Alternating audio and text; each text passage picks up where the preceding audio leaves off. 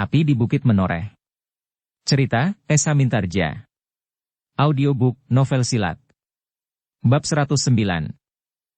Dada gembala tua itu menjadi berdebar-debar. Ternyata Ki Tambak Wedi yang tidak berhasil menemukan orang-orang berkuda itu, kini bertekad untuk mencegat mereka di depan sarangnya.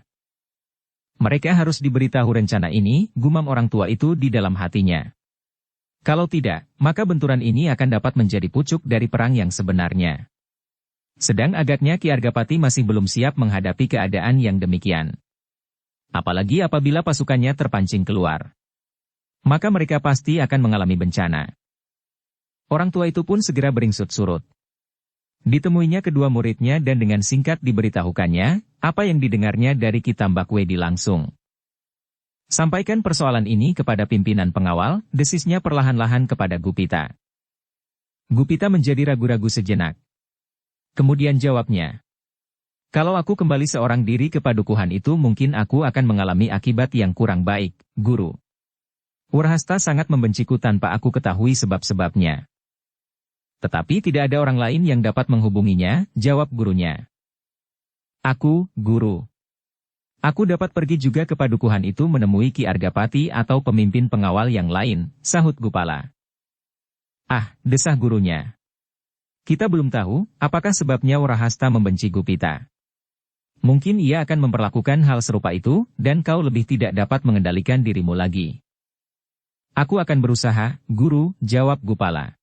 Gurunya tidak segera menjawab.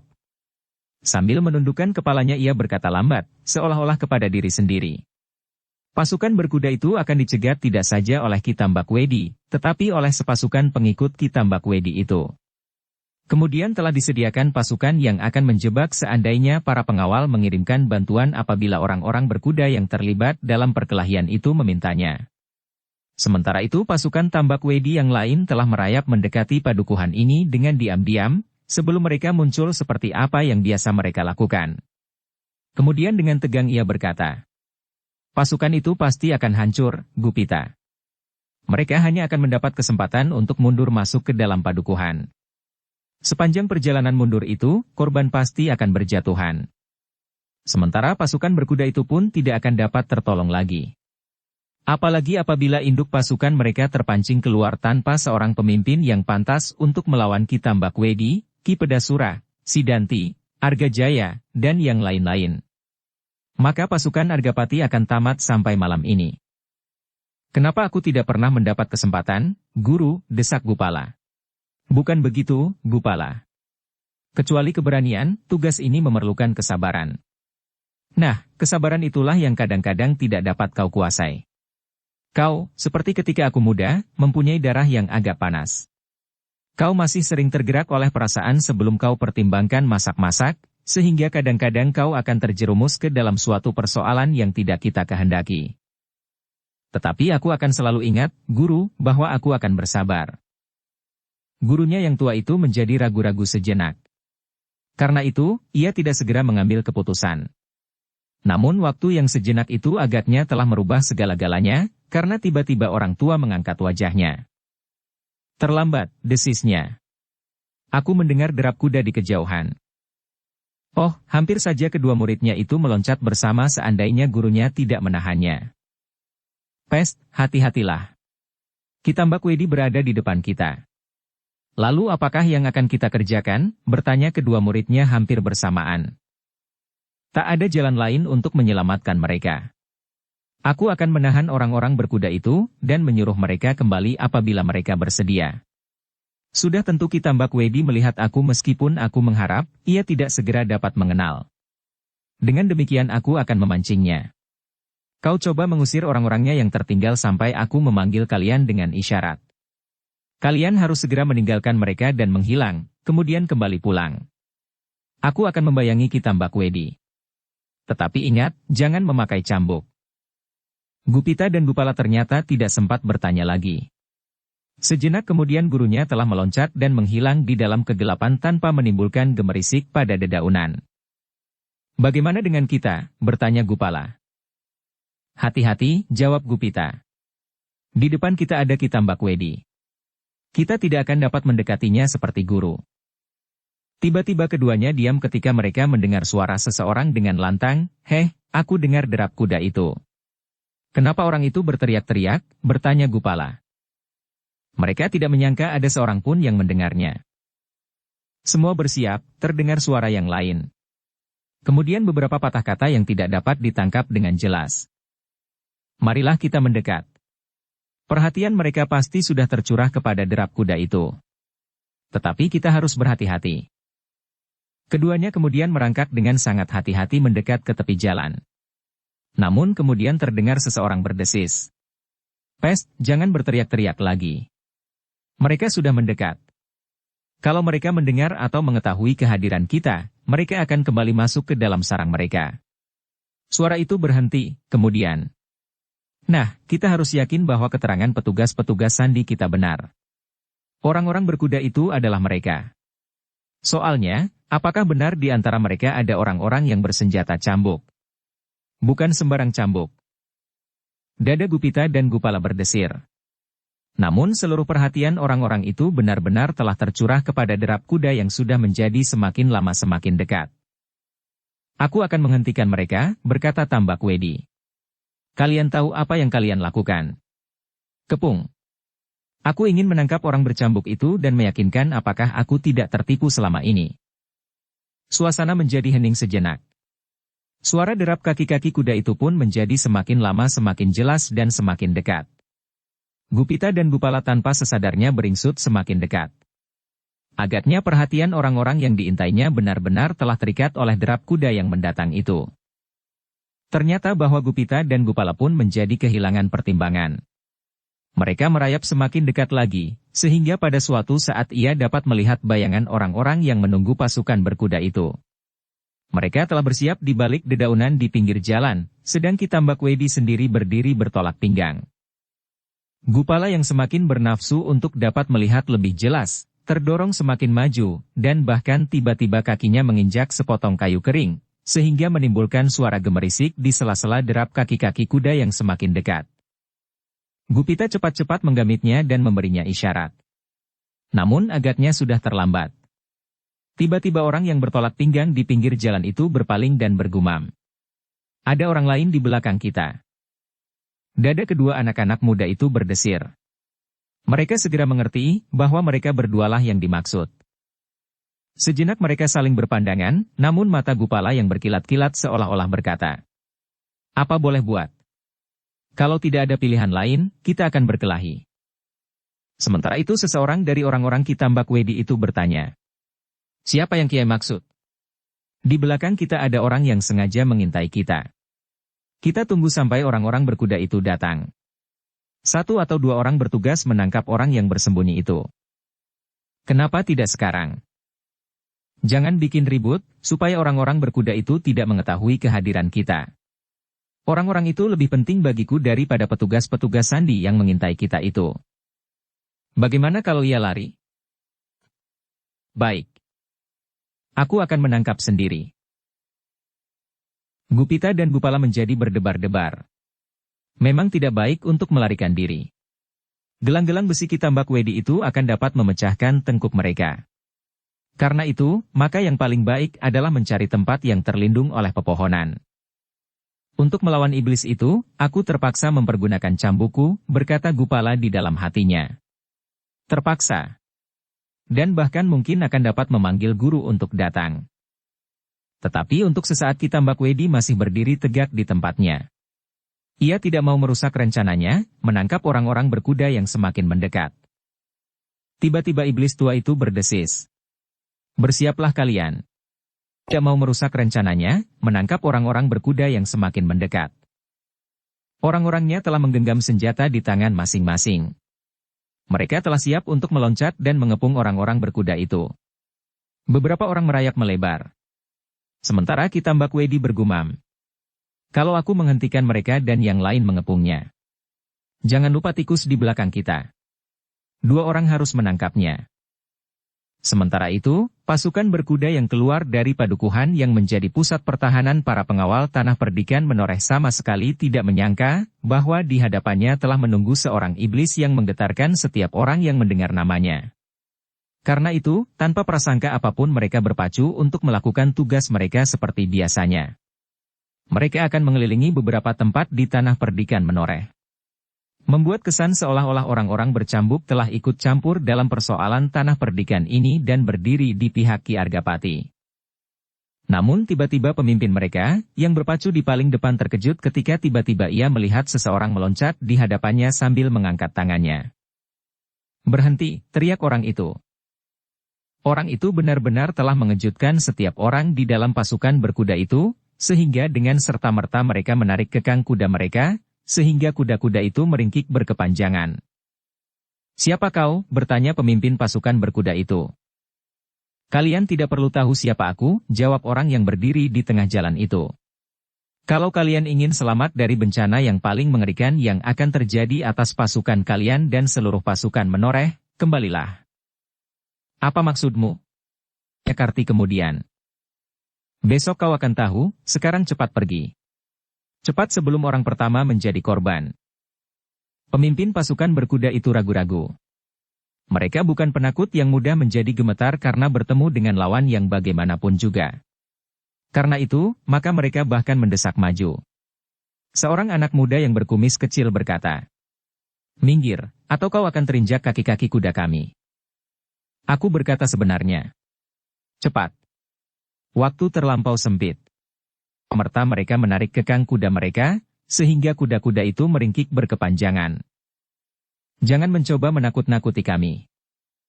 Aku tidak menakut-nakuti kalian." "Minggir," sekali lagi pemimpin pasukan itu berkata lantang. Namun orang yang berdiri di tengah jalan itu tak sempat menjawab. Terdengar beberapa puluh langkah di belakangnya seseorang bertanya, "Hei, siapa berdiri di situ?" "Itulah suara iblis itu," desis orang yang menghentikan pasukan berkuda itu. Pemimpin pasukan berkuda itu menjadi semakin ragu-ragu. Dan ia mendengar suara itu pula, "Hei, siapa yang berada di situ?" "Cepat," desis orang yang berdiri di tengah jalan. "Sebentar lagi kalian akan terkepung.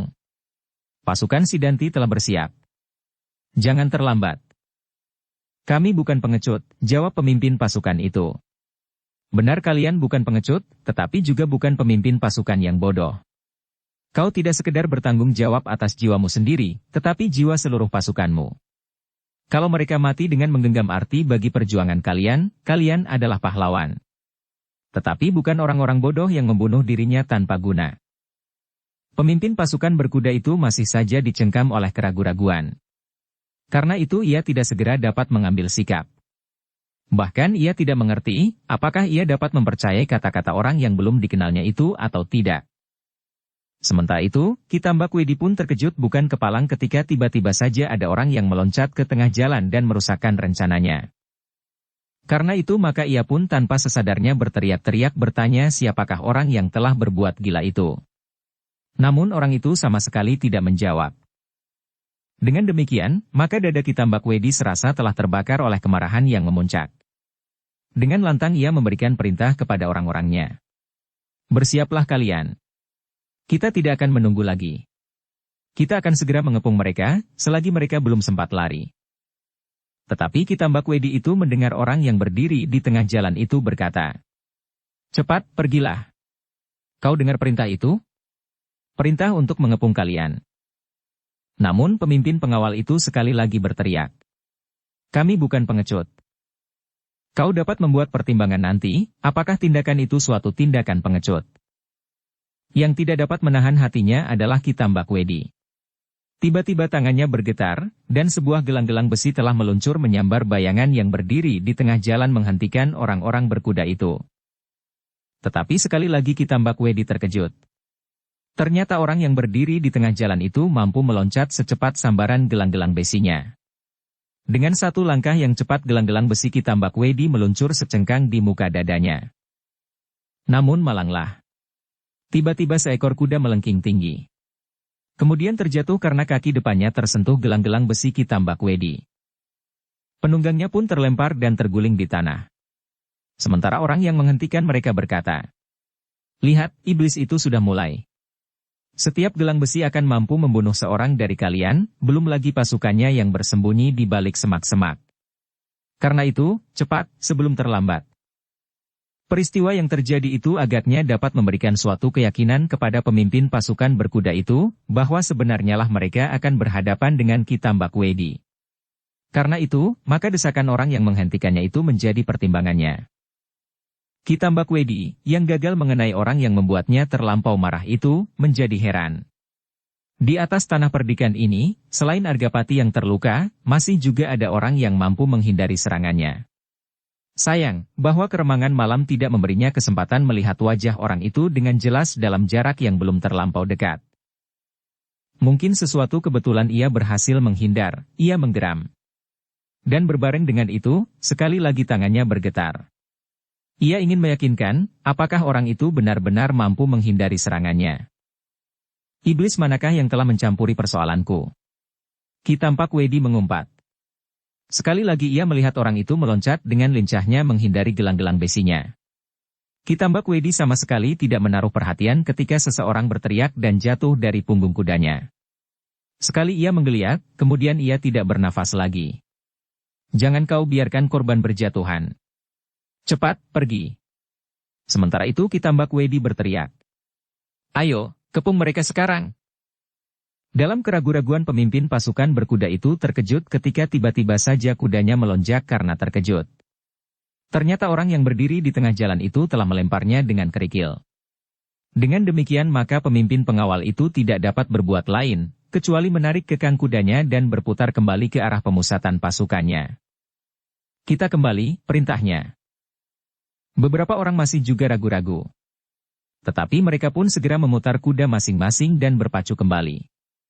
Seorang pengawal yang telah kehilangan kudanya meloncat ke punggung kuda seorang kawannya. Tepat pada saatnya, beberapa orang berlari-lari meloncat parit di pinggir jalan. Diam-diam mereka merayap di dalam pategalan mendekati orang-orang berkuda itu. Tetapi pada saat yang bersamaan, pada saat mereka berada pada jarak yang diperlukan, pasukan berkuda itu telah berputar arah. 1-2 orang masih sempat menghadang di tengah jalan. Tetapi mereka terpaksa berloncatan menepi ketika kaki-kaki kuda berderap ke arah mereka. Sekali-sekali terdengar ledakan cambuk dari antara orang-orang berkuda itu. Setan, teriak Ki Tambak Wedi. Kejar mereka. Tetapi tidak seorang pun yang dapat berlari secepat langkah kaki-kaki kuda.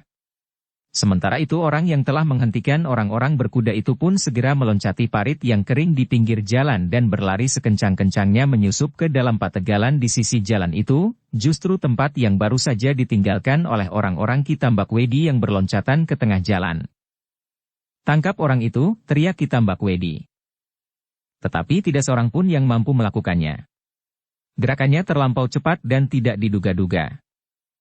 Ki Tambak Wedi tidak dapat menahan hatinya lagi. Segera ia pun meloncat dan berusaha mengejar orang yang telah merusakkan rencananya itu. Namun orang yang dikejarnya mendapat kesempatan lebih banyak untuk menghilang. Karena itu, maka dengan mengumpat-umpat tidak habis-habisnya Ki Tambak Wedi berputar di dalam pategalan yang kering itu untuk mencari orang yang telah membuat darahnya mendidih. Tidak masuk akal, berteriak-teriak untuk melepaskan kemarahan yang menyesakkan dadanya. Lalu, ayo, bantu aku mencarinya. Kepung tempat ini rapat-rapat. Jangan sampai ada seekor belalang yang dapat keluar. Ternyata perhatian Ki Tambak Wedi telah tertumpah sepenuhnya kepada orang yang telah merusak rencananya itu. Ia tidak memperhatikan lagi orang-orang berkuda yang menjadi semakin jauh. Ia tidak berusaha untuk melepaskan gelang-gelang besi sebanyak-banyaknya, menyerang orang-orang berkuda yang sedang menarik diri, mundur masuk ke dalam pusat pertahanannya. Sementara itu, 2 orang dari pasukan kecil Ki Tambak Wedi itu, seperti yang diperintahkan, berusaha menangkap orang-orang yang mengintai mereka. Dengan pedang terhunus mereka meloncat menyerang, ketika mereka melihat bayangan hitam tersembul di balik pepohonan. Bayangan itu adalah Gupala yang dengan sengaja menampakkan diri, ketika ia mengetahui bahwa hanya 2 orang yang tinggal untuk menangkapnya bersama kakak seperguruannya. Tetapi salah seorang di antaranya terperanjat bukan kepalang. Ia tidak menyangka bahwa orang yang diserangnya itu justru meloncat maju dan langsung menerkam pinggangnya di bawah ayunan senjatanya. Ternyata dorongan terkaman Gupala telah membuat keduanya jatuh berguling-guling. Namun dalam pada itu, sejenak kemudian hanya Gupala sajalah yang bangkit dan berdiri di samping lawannya yang diam terbaring di tanah. "Heh, kau apakan orang itu?" desis Gupita. "Aku tidak sengaja." Tetapi ia terlampau lemah. Mudah-mudahan ia tidak mati. Kawannya yang seorang lagi berdiri dengan mulut ternganga. Ia tidak mengerti bagaimana hal itu dapat terjadi. Sehingga karena itu, untuk sesaat ia berdiri saja dengan pedang di tangan tanpa berbuat sesuatu. Ketika ia menyadari dirinya, maka segera ia merasa bahwa ia pun tidak akan dapat berbuat apa-apa melawan kedua bayangan hitam yang telah menegakkan bulu-bulunya. Apakah aku telah bertemu dengan bayangan iblis yang paling laknat di bumi menoreh? Pertanyaan itu telah membuat orang itu menjadi gemetar. Lari, demikianlah keputusan yang diambilnya. Biarlah Kitambak Wedi menyelesaikan persoalannya dengan iblis-iblis ini. Tetapi ketika ia mulai melangkahkan kakinya, tiba-tiba ia telah membentur sesuatu. Ketika ia sempat memandangnya, ternyata yang dibenturnya adalah salah seorang dari kedua bayangan hitam yang menakutkan itu. Jangan lari, bayangan itu berdesis. Orang itu menjadi semakin menggigil. Dengan membabi buta diayunkannya pedangnya. Tetapi ayunan itu sama sekali tidak menyentuh sesuatu. Pergi, pergi kau iblis, geram orang itu. Kita tidak akan pergi. Aku tidak, kau pun tidak, desis Gupala. Sekali lagi orang itu mengayunkan pedangnya. Namun sekali lagi pedangnya menyambar angin. Jangan menjadi gila, desis Gupala pula. Aku tidak apa-apa. Aku bukan sejenis hantu peminum darah. Tetapi orang itu justru menjadi semakin takut. Keringat dinginnya telah mengalir membasahi seluruh tubuhnya. Sementara itu Gupita menyaksikan semuanya itu dengan dada yang berdebar-debar. Kemudian kepalanya tergeleng lemah sambil berdesis di dalam hatinya. Anak bengal itu sukar untuk mengendalikan diri. Tetapi Gupita tidak dapat mencegahnya supaya tidak membuat anak itu semakin bernafsu. Ternyata orang yang menggenggam pedang itu semakin lama menjadi semakin takut karena Gupala belum juga berbuat sesuatu kecuali selalu berdiri di mukanya. Kalau orang itu berusaha beringsut ke samping, Gupala ikut beringsut pula. Apabila orang itu berusaha melangkah ke arah lain, Gupala meloncat dan berdiri di depannya sambil menyeringai. Setiap kali orang itu menebaskan pedangnya, Gupala meloncat selangkah surut, namun kemudian ia meloncat kembali ke tempatnya. Orang itu benar-benar menjadi ketakutan, dan bahkan hampir menjadi kehilangan akal. Matanya nanar memandang keadaan di sekitarnya. Setiap kali ia melihat bayangan yang masih saja berdiri di depannya dengan gemetar. Apalagi kalau ia melihat bayangan yang lain, yang berdiri saja seolah-olah membeku di antara dedaunan. Pergi, pergi, orang itu berdesis. Heh, jangan berteriak, gumam Gupala seperti kepada anak-anak yang takut melihat ular merambat di kakinya. Tenang-tenang sajalah. Aku tidak apa-apa. Pergi, pergi, suara orang itu menjadi semakin keras.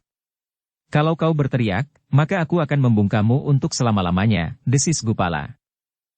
Orang itu terdiam sejenak. Tetapi ia selalu bergeser surut apabila Gupala melangkah maju. Yang tidak sabar kemudian justru Gupita. Ketika Gupala masih saja bermain-main, maka ia pun berkata, "Marilah, kita akan kehabisan waktu." "Kita sudah tidak mempunyai kerja lagi bukan?" jawab Gupala. "Aku tidak mau kehilangan permainan ini." Tetapi tiba-tiba Gupala meloncat menyentuh mulut orang itu, sehingga terdengar sebuah keluhan tertahan. Ternyata orang itu terpaksa mengurungkan niatnya untuk berteriak. Yang dikerjakan adalah mengayun-ayunkan pedangnya seperti orang yang telah benar-benar menjadi gila. Tetapi pedangnya justru menyentuh pepohonan perdu dan mematahkan ranting-rantingnya. "Iblis," ia mengumpat. Dan Gupala pun tertawa. "Dengar," berkata Gupala. "Yang sebenarnya iblis adalah Kitambak Wedi. Kau tahu. Karena kau termasuk salah seorang pengikutnya, maka kau pun termasuk setan atau genderuwo kecil-kecilan." Orang itu tidak segera menjawab karena jantungnya menjadi semakin berdentangan. Yang terdengar kemudian adalah kata-kata Gupita. "Marilah. Aku sudah jemu. Jadi, aku apakan sebaiknya orang ini, Kakang?" Gupita tidak segera menjawab. Dipandanginya Gupala dan orang itu berganti-ganti. Gupala yang berdiri dengan garangnya, dan orang yang ketakutan itu meskipun ia berpedang. Tiba-tiba Gupita menggelengkan kepalanya. Tumbuhlah ibanya kepada orang itu. Ketakutan adalah perasaan yang sangat mengerikan. Ia pernah merasakan betapa seseorang dikejar-kejar oleh rasa takut. Seorang prajurit akan memilih kematian yang langsung daripada ia harus mengalami ketakutan. Demikian juga agaknya orang itu. Seandainya lehernya langsung dipatahkan, maka itu akan lebih baik baginya. Tetapi kematian itu pun tidak perlu bagi prajurit Tambak Wedi itu. Karena itu maka katanya, Gupala, serahkan yang seorang ini kepadaku. Aku memerlukannya. Kau sudah menyelesaikan yang seorang. Mudah-mudahan ia tidak mati. Akan kau apakan orang yang satu ini? Serahkanlah kepadaku. Orang yang memegang pedang itu berdiri termangu-mangu. Dadanya menjadi semakin berdentangan. Apalagi ketika sejenak kemudian ia melihat bayangan yang seorang lagi maju mendekatinya. Terserahlah kepadamu, desis Gupala kemudian. Gupita tidak menjawab. Ia langsung maju mendekati orang itu sehingga orang itu pun melangkah surut. Seperti ketika Gupala mengganggunya, maka dengan gila ia memutar pedangnya. Namun sejenak kemudian, di belakang ayunan pedang orang itu, Gupita meloncat dengan kecepatan yang tidak dimengerti oleh lawannya. Tangan kanannya menangkap pergelangan tangan, sedang tangan kirinya mencengkam tengkuk. Semuanya itu hanya berlangsung beberapa kejapan mata. Kemudian perlahan-lahan Gupita meletakkan orang itu berbaring di tanah dan merampas pedangnya. Biarlah ia tidur sampai Ki Tambak Wedi membangunkannya. Gupala menarik nafas dalam-dalam. Tanpa sesadarnya ia melangkah mendekati yang seorang lagi. Sambil meraba-raba dadanya ia berdesis. Orang ini pun belum mati. Marilah kita tinggalkan mereka.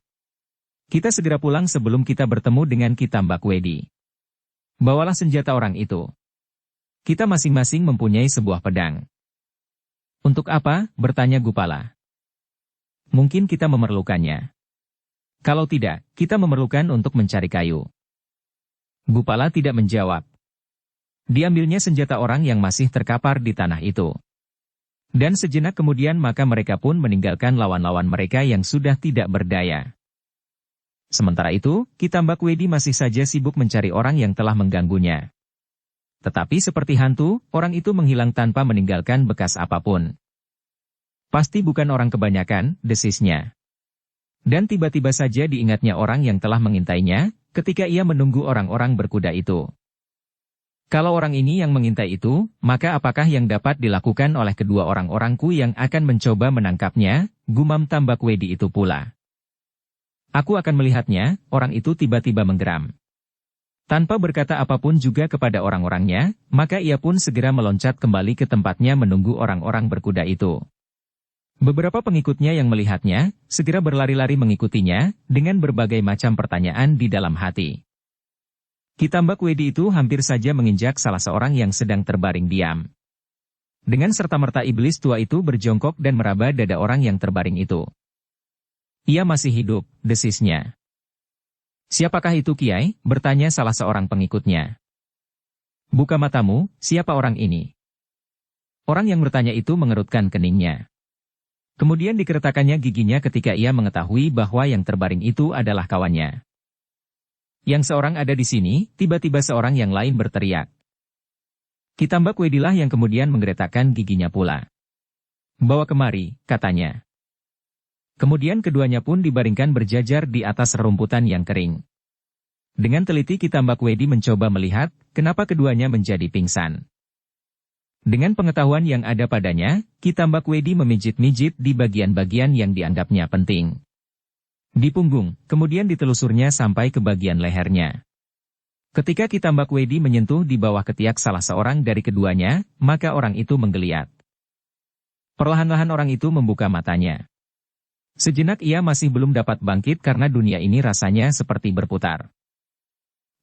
Bangkitlah. Katakan apa yang telah terjadi dengan kau dan kawanmu itu. Kepalaku seperti berputar, desisnya perlahan-lahan. Ki Tambak Wedi menggeram. Sekali lagi ditelusurinya punggung orang itu. Ketika tersentuh simpul keseimbangannya, maka orang itu pun terlonjak. Bagaimana? Bertanya Ki Tambak Wedi. Ya, sudah jauh berkurang. Tetapi perutku menjadi mual. Persetan dengan perutmu, bentak Ki Tambak Wedi. Katakan, siapa yang telah membuatmu pingsan? Aku tidak tahu. Aku hanya melihat dua sosok bayangan hitam. Dua? kalian. Ya. Yang seorang telah membuat kawanku itu pingsan tanpa aku ketahui sebabnya. Bayangan itu langsung menerkam dan membantingnya jatuh. Keduanya berguling sejenak. Tetapi yang bangkit kemudian hanyalah bayangan yang kehitam-hitaman itu. Gila kau. Dalam gelap semuanya tampak hitam. Tetapi bagaimana dengan kau? Bayangan yang satu lagi telah membuat aku pingsan pula. Ia menyusup di bawah ayunan pedangku. Kemudian terasa tanganku seperti terlepas dan tengkuku serasa tebal. Aku kemudian tidak tahu apa-apa lagi. Kitambak Wedi mengerutkan keningnya. Cerita orang itu sangat menarik perhatiannya. Ternyata selain orang yang mencegat pasukan berkuda itu, masih juga ada orang lain yang bukan orang kebanyakan. Namun tiba-tiba Kitambak Wedi itu bertanya. 2 orang kau bilang? Ya Kiai, 2 orang. Katakan, bagaimana bentuk kedua orang itu? Orang itu mencoba mengingat-ingat. Tetapi kemudian ia berkata, aku tidak dapat mengatakannya Kiai. Terlampau gelap untuk mengenal wajah-wajah mereka. Aku tidak bertanya tentang wajahnya. Katakan, apakah mereka masih muda, tinggi atau pendek, atau kurus, gemuk dan apalagi yang dapat kau sebutkan? Sekali lagi orang itu merenung. Kemudian menggeleng. Aku tidak dapat menyebutkan Kiai. Aku tidak melihatnya dengan jelas. Gila. Kau sudah menjadi gila. Apakah kau juga tidak dapat menyebutkan jenis senjata yang mereka pakai? Mereka sama sekali tidak bersenjata. Oh, kau memang sudah gila. Kau memang sudah gila. Kitambak Wedi menjadi semakin marah. Tetapi ia tidak dapat berbuat sesuatu. Sambil menggeretakkan giginya ia menghentakkan kakinya. Orang-orangnya sama sekali tidak ada yang berani mengucapkan sepatah kata pun. Semuanya menundukkan kepalanya. Tidak seorang pun yang bergerak, meskipun sekedar ujung jari kakinya. Kita menggabungkan diri dengan pasukan Sidanti, geram Kitambak Wedi. Aku akan berbicara dengan anak itu. Kitambak Wedi tidak menunggu jawaban apapun. Diayunkannya langkahnya keluar dari rimbunnya dedaunan. Sambil berjalan ia berkata, bawa orang yang pingsan itu kedua-duanya kembali. Mereka hanya akan mengganggu saja. Baik Kiai, jawab salah seorang dari mereka. Maka beberapa orang kemudian mendapat tugas mengantar kedua orang itu kembali ke induk Kademangan yang telah diduduki Sidanti.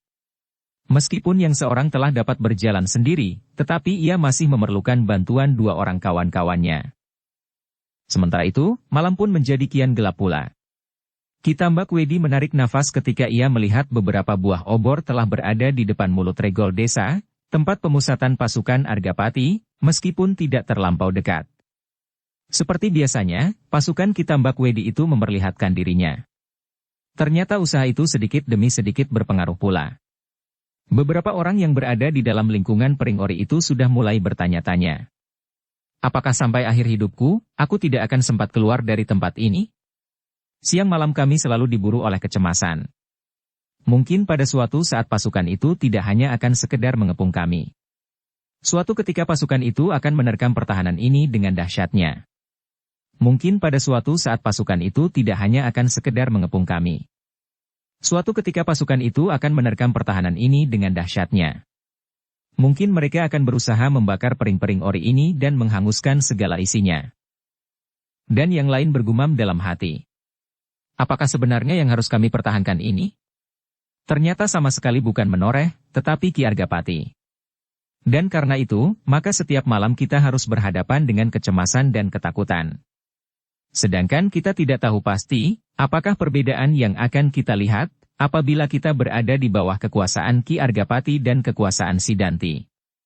Bahkan mungkin anak muda itu dapat memberikan suasana yang baru bagi tanah ini.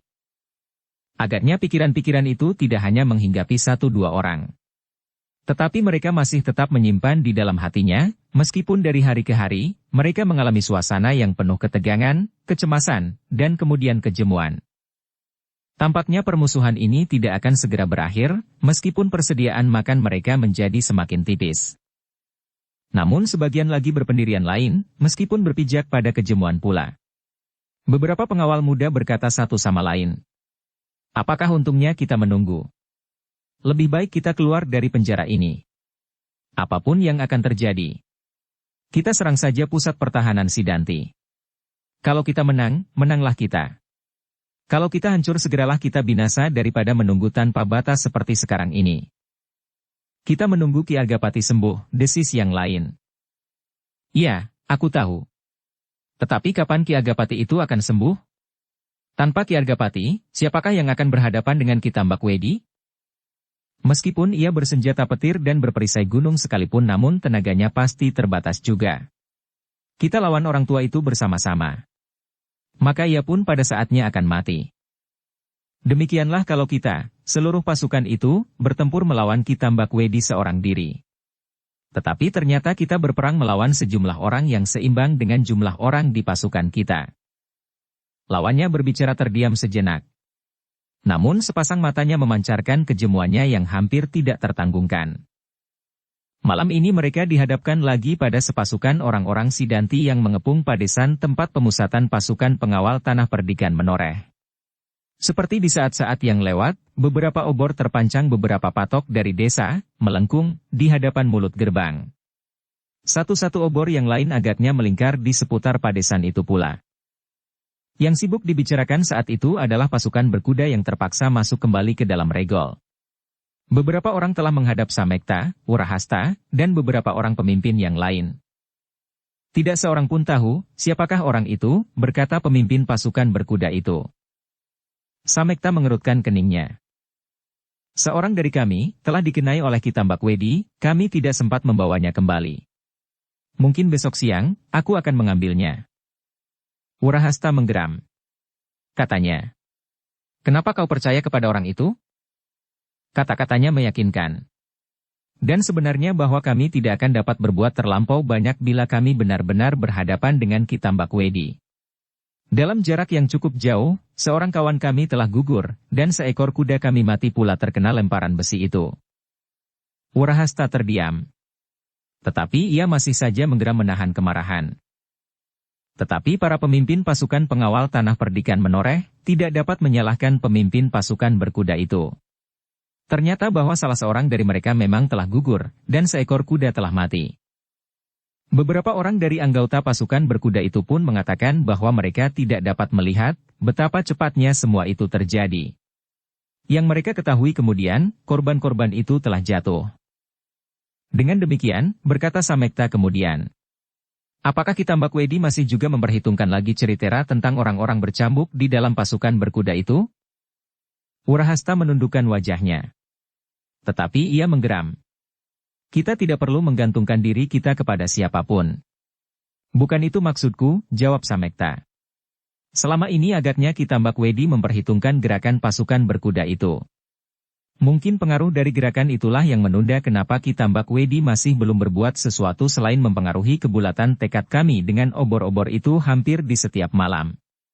Namun kini agaknya ia telah yakin. Ia memerlukan mengetahui siapakah sebenarnya yang berada di dalam pasukan berkuda itu. Wurahasta mengerutkan keningnya. Kemudian katanya, ternyata cambuk-cambuk itu telah memanggil Ki Tambakwedi. Bukan orang-orang bercambuk itu. Tetapi orang bercambuk itu pun telah datang. Kami mengharap besok mereka akan memasuki Padesan ini. Apa yang dapat kita harapkan dari mereka? Setidak-tidaknya pengobatan atas Ki Argapati. Wurahasta menggelengkan kepalanya. Tidak banyak gunanya. Orang bercambuk itu tidak dapat membuat Ki Argapati sembuh dalam waktu 1 malam. Bagaimana kalau besok atau lusa Ki Tambakwedi menyerang? Tetapi usaha itu harus dilakukan, sahut Samekta. Wurahasta tidak menjawab lagi. Tetapi wajahnya sama sekali tidak menunjukkan kesan yang baik buat orang-orang bercambuk itu. Bahkan kemudian ia berkata, Ki Argapati harus segera tahu. Aku akan menghadap. Baiklah, jawab Samekta. Sampaikan laporan ini. Atau bawa sajalah pemimpin pasukan berkuda itu. Wurahasta mengangguk-anggukan kepalanya. Akan aku bawa anak itu. Wurahasta pun kemudian pergi bersama pemimpin pasukan berkuda menghadap Ki Argapati, sedangkan Samekta pergi ke regol desa, menemui para peronda. Samekta memperingatkan mereka, agar mereka menjadi semakin berhati-hati. Agaknya dalam waktu yang singkat, keadaan akan menjadi semakin panas. Semua senjata harus dipersiapkan. Jebakan-jebakan dan senjata-senjata jarak jauh. Alat-alat pelontar lembing dan busur-busur.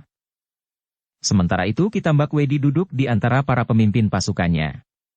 Sidanti, Argajaya, dan 2 orang dukun-dukun yang selalu beserta dengan mereka, Kiwasi dan Kimuni, yang tidak saja pandai mengobati luka-luka, tetapi mereka pun membawa senjata di lambung mereka.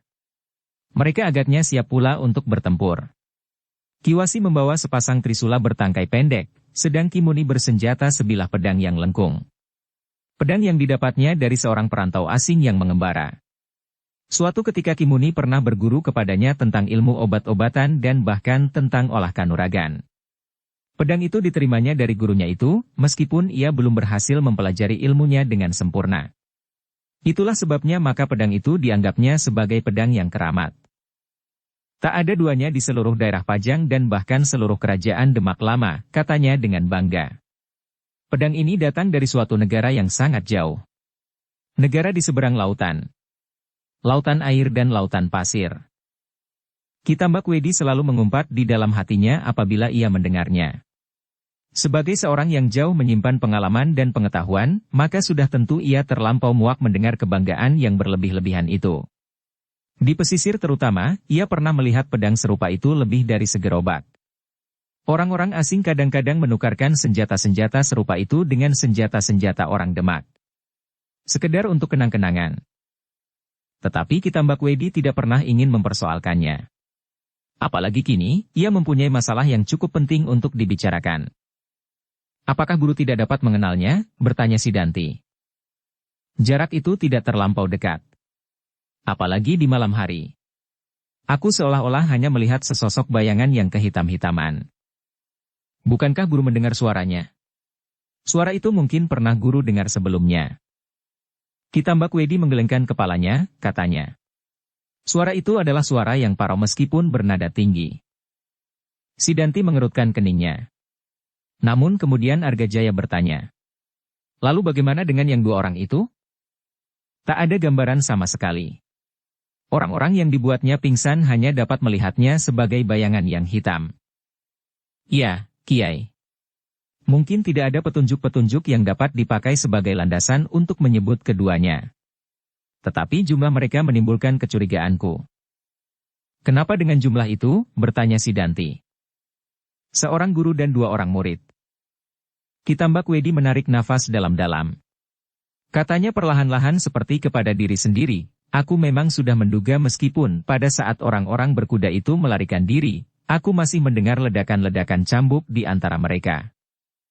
Apakah maksud guru mengatakan bahwa orang-orang bercambuk itu ada di antara pasukan berkuda, dan yang 2 orang itu orang lain lagi? Bertanya Sidanti. Kitambak Wedi menggeleng. Tidak begitu. Namun aku belum menemukan keyakinan. Tetapi aku condong pada pikiran itu. Bahwa yang menghentikan pasukan berkuda itu adalah gurunya dan yang 2 orang itu adalah murid-muridnya yang sama gilanya dengan gurunya. Argajaya mengangguk-anggukkan kepalanya. Tetapi ia tidak segera berkata apapun. Angan-angannya baru dipenuhi oleh berbagai macam dugaan dan pertimbangan. Yang tidak segera mengerti pembicaraan itu adalah Kiwasi dan Kimuni. Sejenak kemudian mereka mengerutkan keningnya. Kimuni, yang tidak dapat menahan hati lagi, segera bertanya. Siapakah yang kalian bicarakan itu? Kitambak Wedi menjadi ragu-ragu sejenak. Mula-mula ia ingin berkata terus terang. Tetapi apabila cerita tentang orang-orang bercambuk itu meluas, dan seolah-olah Kitambak Wedi sendiri sudah membenarkan, maka hal itu pasti akan mempengaruhi keberanian orang-orangnya. Karena itu, maka kemudian ia menjawab. Mereka pasti orang-orang yang ingin mengail ikan di air yang sedang keruh. Tetapi menilik cerita Kiai, seolah-olah mereka adalah orang-orang yang harus disegani. Aku tidak dapat mengenal mereka dengan jelas. Dan apa yang terjadi itu pun bukan ukuran yang sebenarnya. Pada suatu ketika aku ingin bertemu langsung dengan mereka, untuk mengetahui apakah aku pantas menundukkan kepala, atau semuanya itu hanya sekedar sebuah permainan yang licik dari Argapati. Meskipun jawaban itu tidak memberinya kepuasan, tetapi ia tidak mendesak lagi. Namun ia bergumam seperti kepada diri sendiri. Apakah kita akan menunggu sampai Agapati sembuh? Apakah Argapati itu tidak jadi mati? Sidanti memotong. Kimuni membelalakan matanya. Sindiran itu sangat menyakitkan hatinya. Seolah-olah Sidanti mengejeknya, bahwa perhitungannya sama sekali tidak sesuai dengan kenyataan. Siapa yang melihat bahwa Argapati masih hidup, ia membantah. Mungkin Argapati memang sudah mati.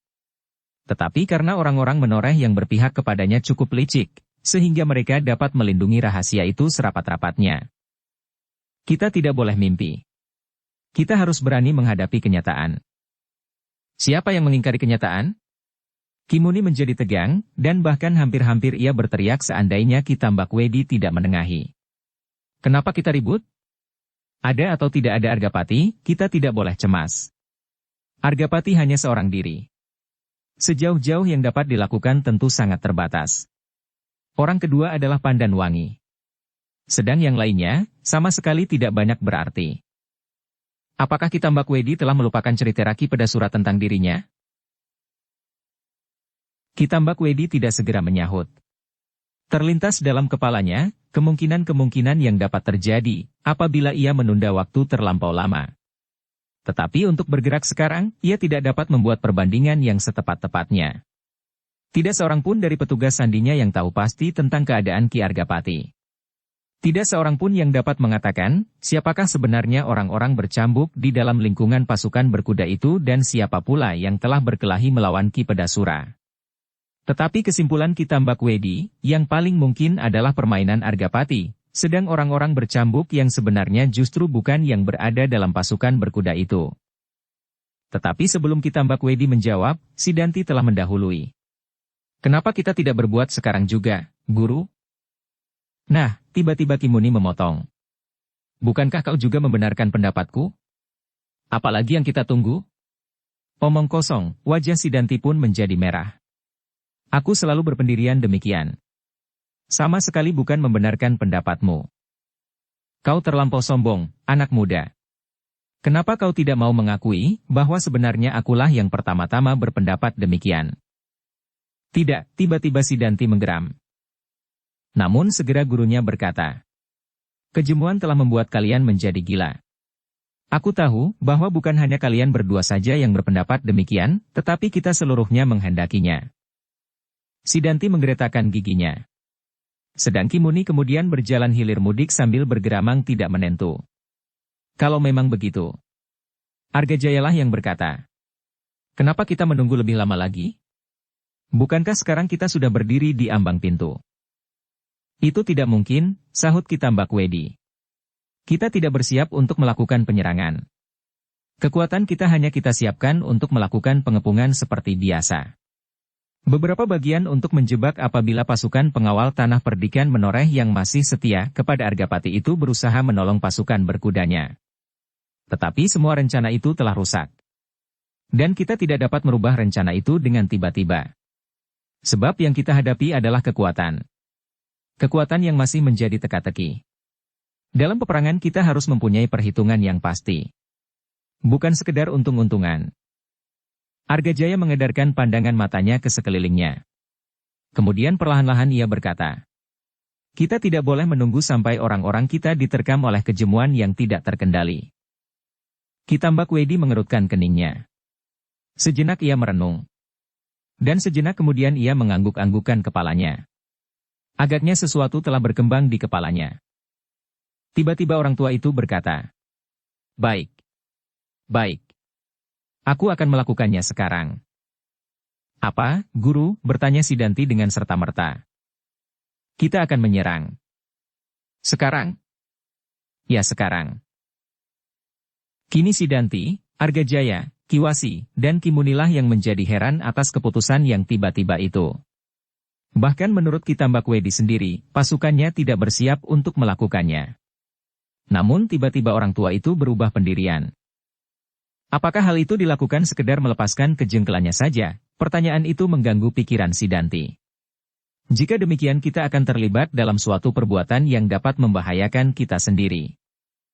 Tetapi Sidanti tidak segera menyatakan pikirannya itu.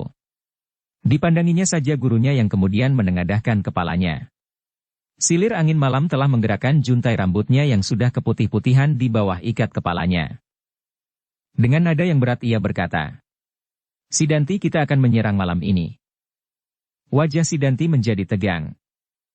"Bukankah kau ingin berbuat demikian seperti orang-orang lain menginginkannya pula?" Dengan dada berdebar-debar Sidanti menjawab, "Tidak, Guru, kalau itu hanya sekedar menuruti perasaan tanpa perhitungan." "Bagus," sahut gurunya. "Tetapi marilah kita membuat perhitungan yang lain." Sidanti mengerutkan keningnya. "Kalau kita menyerang malam ini, mungkin kita akan dapat memancing keterangan tentang kekuatan yang ada di dalam lindungan pering ori itu. Yang penting, apakah orang-orang yang aneh, yang aku jumpai pada saat aku mencegat orang-orang berkuda itu, akan hadir juga? Aku kira sampai saat ini mereka berada di luar benteng ori. Tetapi apakah kekuatan kita siap untuk menghadapinya? Kenapa tidak? Kita sumbat mulut desa itu keempatnya. Kita tidak bersungguh-sungguh untuk merebutnya malam ini. Apakah kau mengerti?" Sidanti mengangguk-anggukan kepalanya. Ia tahu maksud gurunya. Gerakan ini adalah sekedar pameran kekuatan dan memancing keterangan tentang orang-orang bercambuk itu. Argajaya yang dapat menangkap juga maksud Ki Tambak Wedi itu pun mengangguk-anggukan kepalanya pula. Namun ia masih tetap ragu-ragu, apakah mereka akan dapat berhasil. "Permainan Kiai mengandung bahaya yang cukup besar," desis Argajaya. "Memang. Tetapi seandainya mereka benar-benar keluar dari benteng mereka itu pun, kita akan menghancurkannya. Karena itu kita harus siap menunggui setiap mulut desa itu di 4 penjuru. Sebagian terbesar akan datang dari sebelah kiri." Argajaya mengangguk-anggukan kepalanya. "Kita akan mundur pada saat kita yakin bahwa keterangan yang kita perlukan sudah kita dapatkan." Sekali lagi Argajaya mengangguk-anggukan kepalanya. "Baiklah, kita coba. Tetapi setiap pemimpin kelompok harus tahu benar rencana ini supaya mereka tidak membuat kesalahan." "Tentu," sahut Ki Tambak Wedi. "Sekarang kumpulkan mereka." "Baiklah," sahut Argajaya, yang kemudian bersama-sama dengan Sidanti memanggil semua pemimpin kelompok di dalam pasukannya. Mereka mendapat petunjuk-petunjuk dengan singkat, apa saja yang harus mereka lakukan. Mendekati desa itu, dan menyerang dengan senjata-senjata jarak jauh. Menjaga setiap regol, dan apabila para pengawal keluar juga, perintah Ki Tambak Wedi adalah menghancurkan mereka. Tetapi kita tidak akan merebut kedudukan mereka sekarang. Kenapa, potong Ki Muni? Apabila mungkin, hal itu baik juga kita lakukan. Kita rebut pemusatan pasukan mereka dan kita akan mengerti, apakah Argapati memang masih hidup atau sudah mati. Tidak mungkin dalam keadaan kita saat ini. Kita tidak cukup banyak membawa senjata untuk kepentingan itu. Kita harus dapat melawan para pengawal yang bersarang di atas ranting pering ori dengan alat-alat pelempar lembing dan bahkan pelempar batu itu. Kalau kita mendekat, mereka akan menyerang kita dengan cara yang sama. Ki Tambak Wedi menjadi jengkel mendengar kata-kata Ki Muni itu, tetapi ia masih mencoba menahannya. Dan dicobanya untuk memberikan penjelasan. "Ki Muni, serangan-serangan yang demikian memang sebagian ditujukan keluar regol.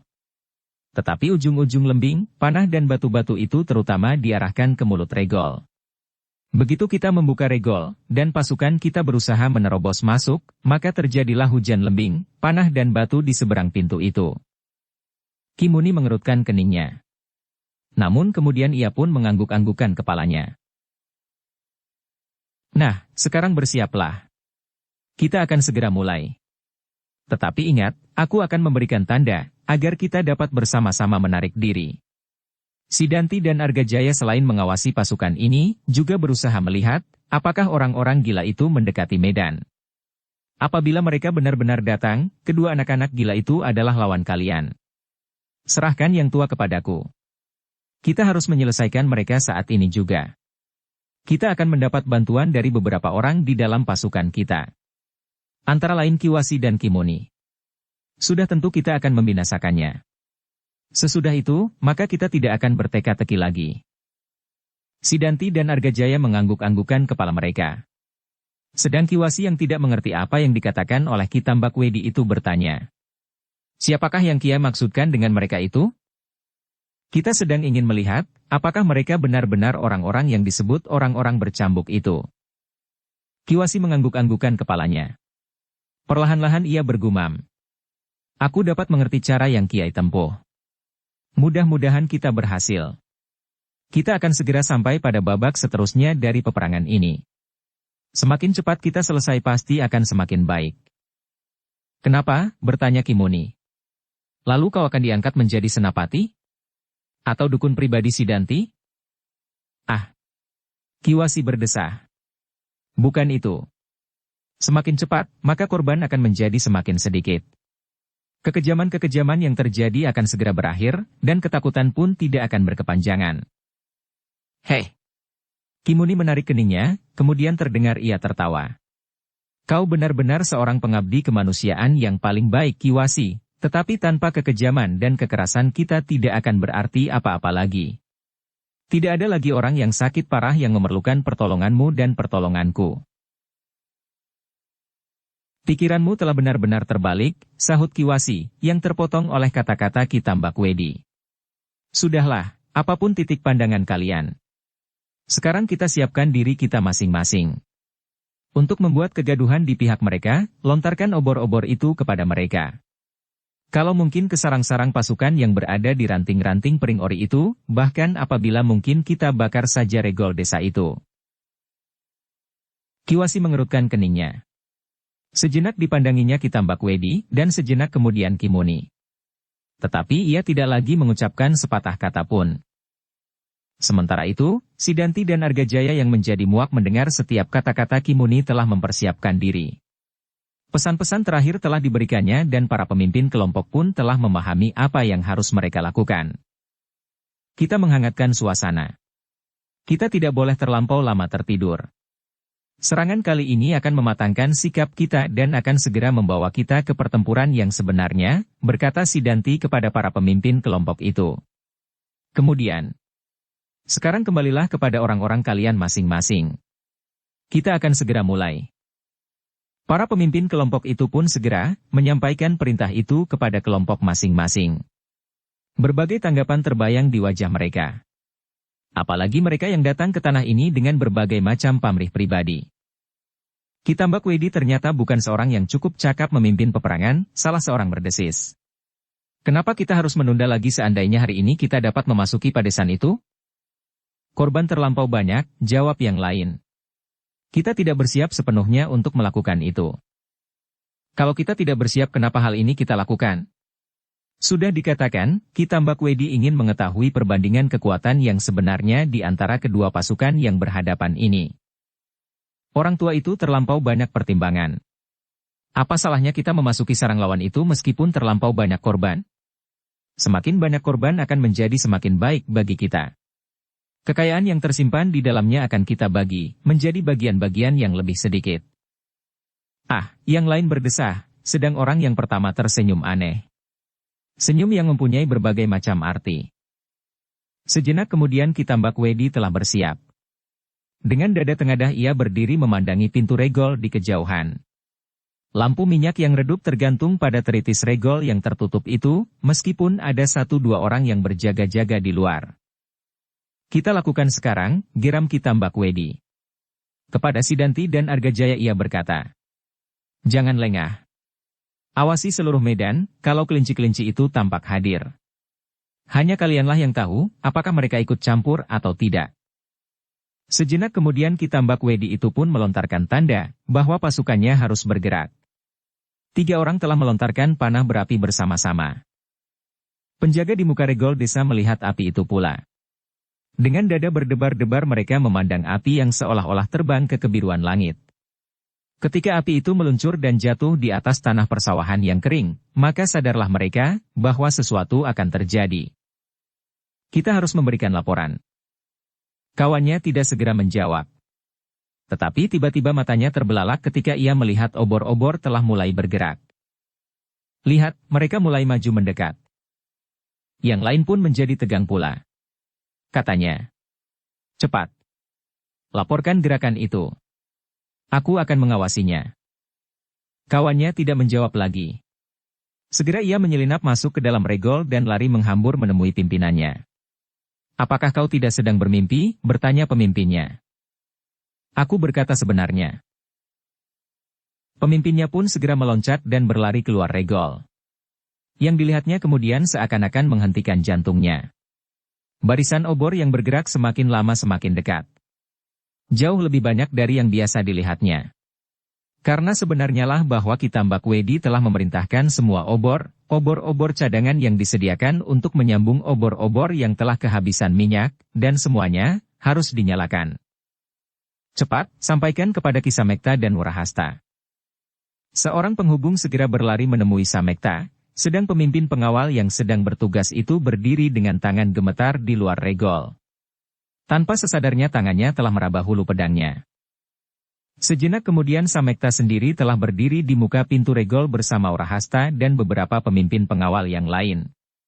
Dengan wajah yang tegang ia mengawasi gerakan sepasukan obor yang merayap mendekati pertahanannya. Siapkan semua pasukan, perintahnya. Semua laki-laki yang masih mungkin memegang senjata harus bersiap pula.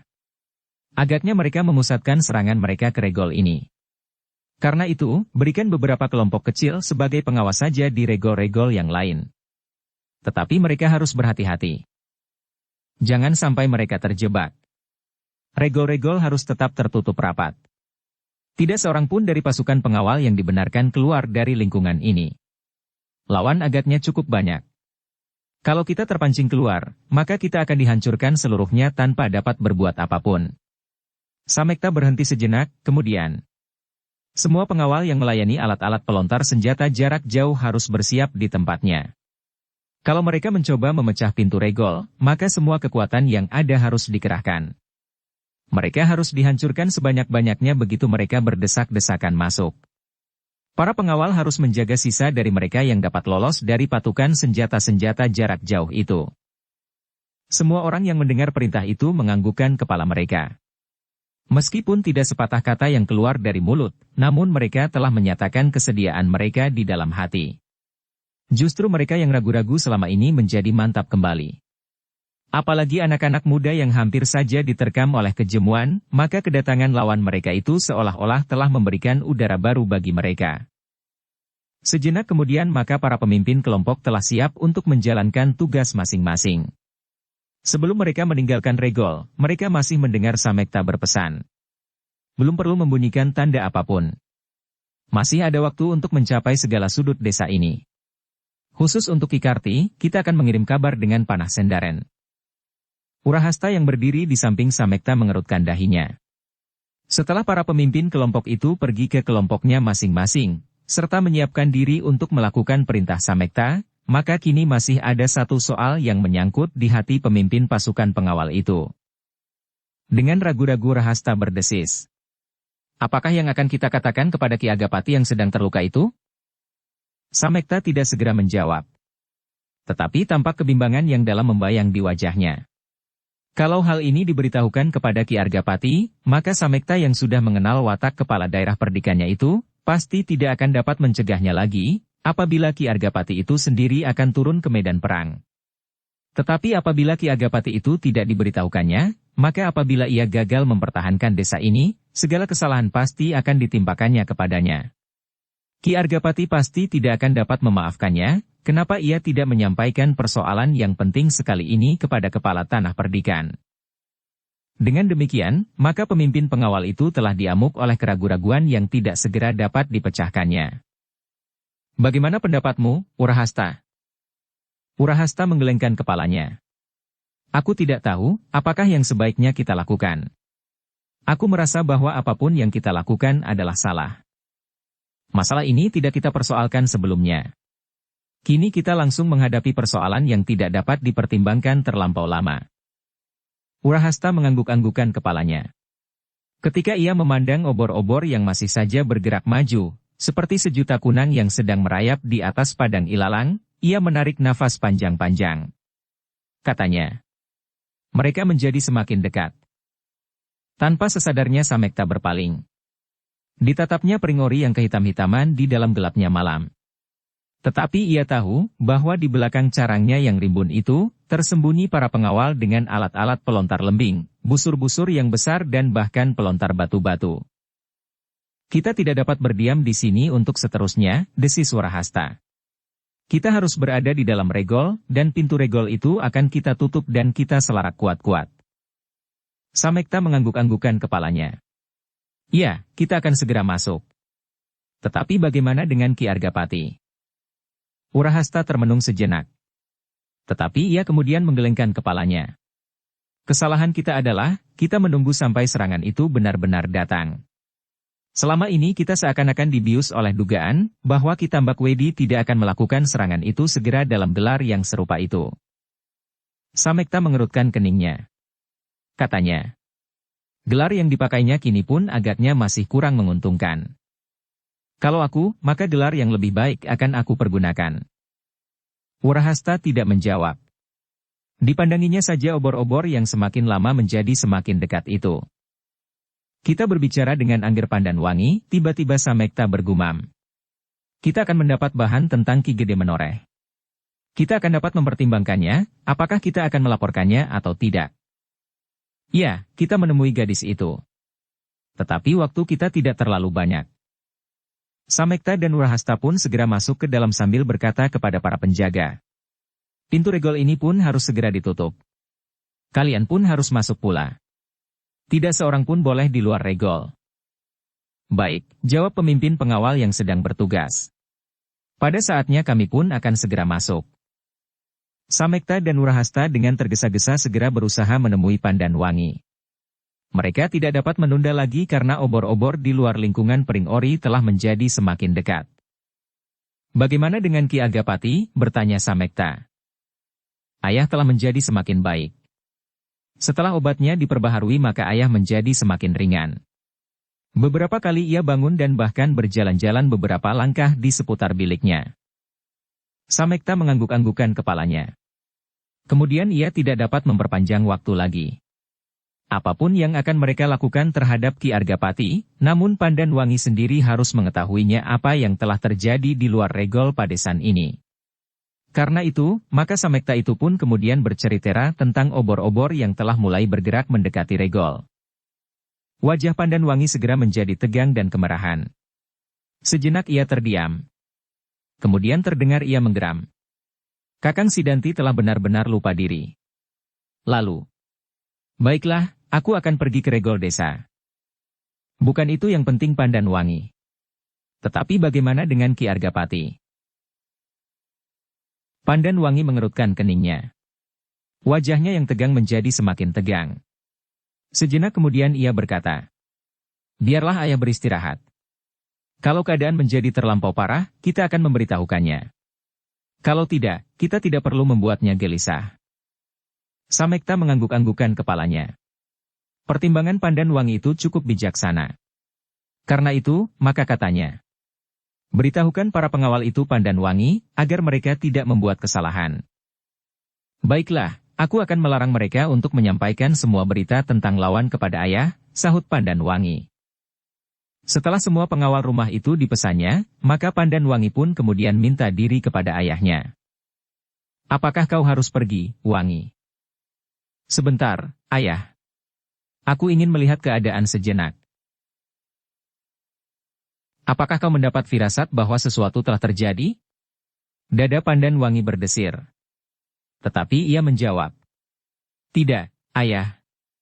Tidak ada apa-apa, selain suatu keinginan yang wajar untuk keluar sejenak dan melihat keadaan para pengawal.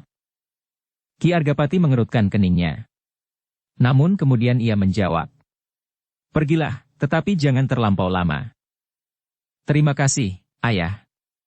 Aku ingin menemui para pemimpin pengawal di tempat mereka. Sejenak kemudian Pandanwangi itu pun telah menghambur ke halaman menemui Samekta dan Urahasta. Mereka kemudian bersama-sama pergi ke regol desa yang kini telah tertutup rapat-rapat. Pemimpin penjaga yang berada di depan pintu regol di bagian dalam segera melaporkan kepada Samekta bahwa lawan telah berada beberapa langkah saja di depan regol itu. Aku akan melihatnya, desis Samekta. Maka pemimpin pengawal tanah perdikan itu pun segera pergi ke samping regol diikuti oleh Urahasta dan Pandanwangi. Dengan sebuah tangga pendek mereka memanjat ke atas, dan di atas sebuah anjang-anjang bambu mereka dapat melihat gerakan pasukan Sidanti yang menjadi semakin dekat. Semua bersiap. Samekta memberikan aba-aba. Maka semua orang pun bersiap di tempat masing-masing. Semua alat pelontar, baik yang ditempatkan di atas carang-carang ori, maupun yang berada di balik-balik dinding halaman, semua telah tertuju ke mulut regol yang kini masih tertutup rapat. Sedang sebagian yang ada di sisi regol, mengarah ke mulut bagian luar dari regol itu. Di belakang alat-alat pelontar itu, pasukan pengawal tanah perdikan sudah siap dengan senjata masing-masing. Sebagian berada di balik dinding-dinding batu, namun ada di antara mereka yang duduk di atas cabang-cabang pohon dengan busur di tangan mereka. Pandan Wangi dan Wurahasta pun telah berada di atas anjang-anjang bambu itu pula. Sekali-sekali terdengar mereka menggeram. Wajah Pandan Wangi menjadi merah seperti terbakar. Kedua tangannya telah hinggap di hulu sepasang pedangnya. Sejenak kemudian maka pasukan Sidanti pun telah berada di depan mulut regol menebar dalam gelar yang tidak terlampau luas. Beberapa orang yang berdiri di paling depan tampak seolah-olah seekor harimau yang sedang merunduk mangsanya, perlahan-lahan mereka maju, namun pasti. Dada Samekta menjadi berdebar-debar. Ia masih belum dapat melihat siapakah yang berdiri di pusat paruh pasukan lawannya. Beberapa langkah dari pintu regol pasukan lawan itu berhenti. Kemudian seseorang yang berwajah keras seperti batu-batu padas, berkumis dan berjanggut, berhidung lengkung seperti paruh burung betet, maju ke depan. Itulah Ki Tambak Wedi, pemimpin dari seluruh pasukan lawan yang kini berada di mulut regol. Sejenak kemudian orang tua itu terhenti. Dipandanginya pintu regol yang tertutup rapat-rapat. Kemudian lampu yang masih menyala di luar. Lalu dilayangkannya pandangan matanya ke kegelapan di samping regol. Seandainya bukan Ki Tambak Wedi, dan seandainya matanya tidak setajam mata burung hantu, ia tidak akan melihat apapun di balik carang ori dalam kegelapan itu. Tetapi agaknya Ki Tambak Wedi tidak dapat dikelabuhi lagi. Sambil menunjuk ke arah para pemimpin pengawal tanah perdikan menoreh ia berkata, "Heh, siapakah yang memegang pimpinan kali ini?" Dada Samekta berdesir. Namun ia tidak yakin bahwa Ki Tambak Wedi dapat melihatnya dengan jelas. "Heh, siapa yang memegang pimpinan?" Debar di dada Samekta masih belum mereda. Ia bukan seorang yang merasa dirinya kurang bernilai untuk memimpin pasukan pengawal tanah perdikan. Sebagai seorang yang telah memiliki pengalaman yang berpuluh tahun, ia yakin bahwa ia mampu memegang pimpinan dalam keadaan yang bagaimanapun juga. Tetapi ketika ia berhadapan dengan Ki Tambak Wedi, terasa sesuatu bergetar di dalam dadanya. Bersambung ke bab 110.